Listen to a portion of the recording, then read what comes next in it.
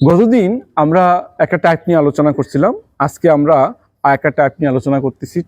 এটার নাম দিই টাইপ 2, ax² + bx + c শূন্য সমীকরণের মূলদ্বয়ের পার্থক্য যদি আলফা মাইনাস বিটা হয় তাহলে আমাদের বলতে পারি √d/a।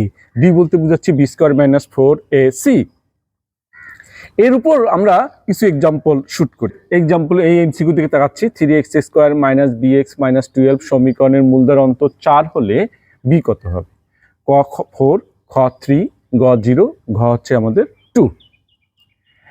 আমরা বলছি যে √d/a এটাই হচ্ছে দুইটা মূলের মধ্যে পার্থক্য বা অন্তর, যেটাই বলি আমরা ডিফারেন্স। তার ডি বলতে b² - 4ac।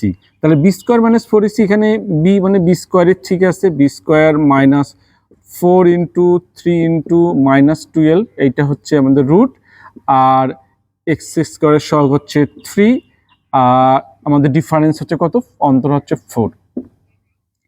তাহলে আমাদের b² মাইনাস হচ্ছে প্লাস 4টা 48, 12 144 মাইনাস হচ্ছে প্লাস, এটা রুট, আর এখানে হচ্ছে আমাদের 3 4 হচ্ছে 12। তাহলে b² + 144 = 144। দিস ইমপ্লাইজ দ্যাট আমাদের b² = 0, b হচ্ছে 0। ঠিক আছে, তাহলে আমরা বলতে পারি আমাদের গ হচ্ছে আমাদের সঠিক অ্যান্সার। সবাই কি বুঝতে পারছো? আমরা এই এমসিকিউর দিকে তাকাচ্ছি। x² - 5x + c শূন্য সমীকরণের মূলদ্বয় ক্রমিক পূর্ণ সংখ্যা হলে c = what? আচ্ছা, ক্রমিক পূর্ণ সংখ্যা আর মূলদ্বয়ের পার্থক্য তোমরা জানো যে ক্রমিক পূর্ণ সংখ্যা হলে আমাদের মূলদ্বয়ের পার্থক্য হচ্ছে 1 হয়। তা সেই হিসেবে আমরা বুঝতেই পারতেছি যে ক্রমিক পূর্ণ সংখ্যা বলছে আমার মূলদ্বয়ের পার্থক্য 1। তাহলে আগে আমরা যদি করি b² মানে -5 এর স্কয়ার মানে 25 -4 x² সহগ 1, এটা c 4c √ আর x² সহগ হচ্ছে 1, আর আমাদের মূলদ্বয়ের পার্থক্য হচ্ছে 1। তাহলে 25 - 4c = 1, তাহলে 4c = 24। This implies that c হচ্ছে 6। তাহলে আমাদের খ হচ্ছে সঠিক অ্যান্সার। সবাই কি বুঝছো? আমরা এই এমসিকিউর দিকে একটু তাকানোর চেষ্টা করি যে p এর মান কত হলে x² - px + p শূন্য সমীকরণের মূলদ্বয়ের পার্থক্য √5 হবে। ক হচ্ছে মানে p = 5, p = 1, p = 4, and ঘ হচ্ছে p = 20। তোমাদেরকে বলছি যে মূলদ্বয়ের পার্থক্য কথা বলা থাকলে আমাদের কনসেপ্ট হচ্ছে b² - 4ac √b² - 4ac/a। এখানে বলতে কত বোঝাচ্ছে? x এর সহগ হচ্ছে p, p² - 4 1 × p, এটা রুট, আর x² সহগ 1, আর পার্থক্য হচ্ছে √5। তাহলে কত হচ্ছে? Square - 4p = 5, p² - 4p - 5 = 0। আমরা যদি উৎপাদকে বিশ্লেষণ করে নিই তাহলে হচ্ছে p - 5 আর হচ্ছে p + 1 = 0, অতএব p হচ্ছে -1 অথবা হচ্ছে 5। আমাদের তাহলে যেহেতু এখানে p এর মান -1, কিন্তু 1 ছিল, এটা হচ্ছে না, আর তাহলে p এর মান হচ্ছে 5। ক হচ্ছে আমাদের সঠিক অ্যান্সার। আমরা এই এমসিকিউর দিকে তাকাই। এমসিকিউটা ইউনিভার্সিটি এবং ইঞ্জিনিয়ারিং লেভেলও পরীক্ষায় আসছিল। যদি x² - px + q সমীকরণের মূলদ্বয় ক্রমিক পূর্ণ সংখ্যা হয় তবে নিচের কোন সম্পর্কটি সঠিক? তাহলে আমরা জাস্ট আমাদের যেহেতু আমাদের ক্রমিক পূর্ণ সংখ্যা, তাহলে মূলদ্বয়ের পার্থক্য হচ্ছে 1। তাহলে সেই হিসেবে আমরা বলতে পারি p² - 4q রুট আর নিচে 1 = 1।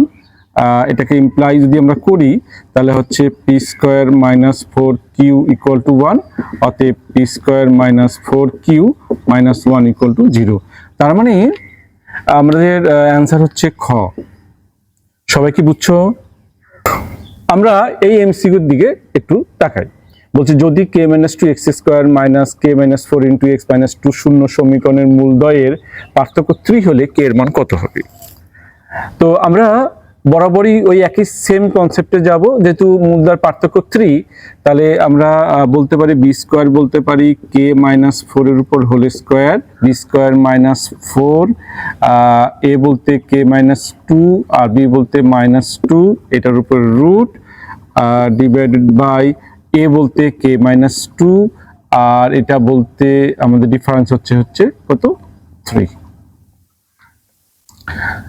তাহলে এটা ক্যালকুলেশন যদি করি, আমরা স্কোয়ারটা উঠাই রুটটা উঠাই দিই, তাহলে হচ্ছে কে স্কোয়ার মাইনাস আমাদের হচ্ছে 4 দ্বিগুণী 8k প্লাস 16, এদিকে মাইনাস মাইনাসে প্লাস প্লাস আমাদের 8k আর হচ্ছে মাইনাস 16, এদিকে হচ্ছে 3 উপরে স্কোয়ার করলে 9 আর হচ্ছে কে মাইনাস 2 হোল স্কোয়ার,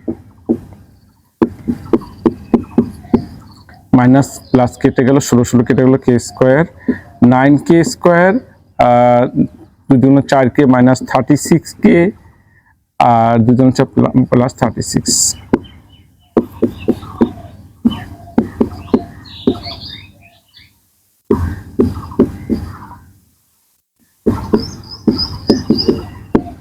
আমরা 4 যদি ভাগ দিয়ে দিই তাহলে হচ্ছে